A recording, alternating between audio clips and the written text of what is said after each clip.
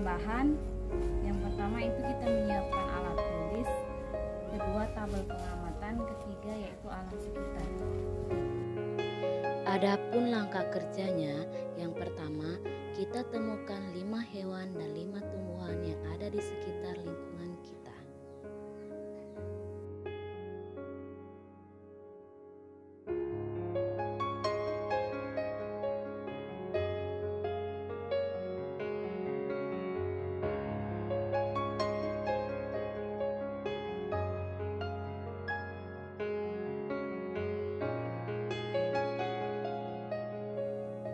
Langkah kerja yang kedua yaitu catat ke-10 makhluk hidup pada lembar pengamatan.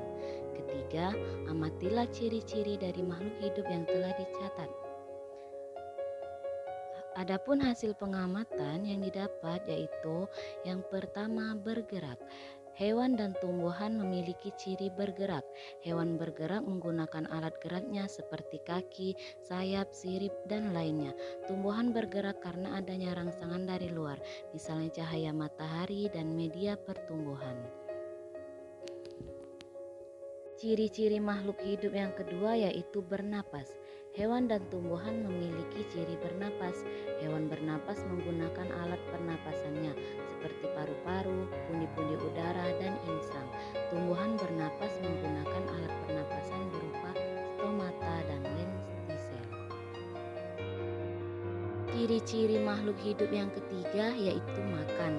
Hewan dan tumbuhan membutuhkan makanan untuk bertahan hidup. Ada hewan pemakan daging, tumbuhan, dan biji-bijian. Tumbuhan memakan unsur hara di tanah dan membutuhkan air. Keempat, tumbuh. Hewan dan tumbuhan mengalami pertumbuhan. Hewan dan tumbuhan yang awalnya kecil akan tumbuh menjadi besar dan dewasa. Selanjutnya yang kelima, berkembang biak. Hewan dan tumbuhan mengalami berkembang biak. Ada hewan yang berkembang biak dengan cara bertelur dan beranak. Tumbuhan berkembang biak dengan cara vegetatif dan generatif. Ciri-ciri makhluk hidup yang keenam, peka terhadap rangsangan. Hewan dan tumbuhan memiliki kepekaan terhadap rangsangan. Peka terhadap rangsangan adalah kemampuan makhluk hidup memberikan tanggapan terhadap suatu rangsangan.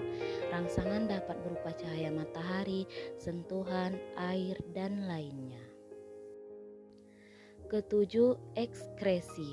Hewan dan tumbuhan mengalami ekskresi. Ekskresi merupakan proses pengeluaran zat-zat sisa.